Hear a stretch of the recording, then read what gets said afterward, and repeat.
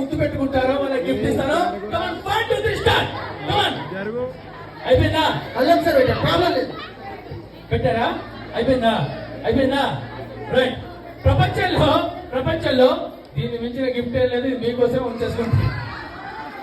ఎందుకంటే అమ్మ ముద్ద ఎక్కడ దొరుకుతుందండి? నిజంగా ఎన్ని కోట్లు ఖర్చు పెట్టినా ఎక్కడ దొరకదు. కేవలం అమ్మ దగ్గర మాత్రమే దొరుకుతుంది. డాడీ ముద్ద నా దగ్గర దొరుకుతుంది.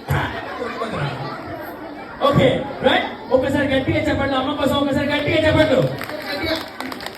రైట్.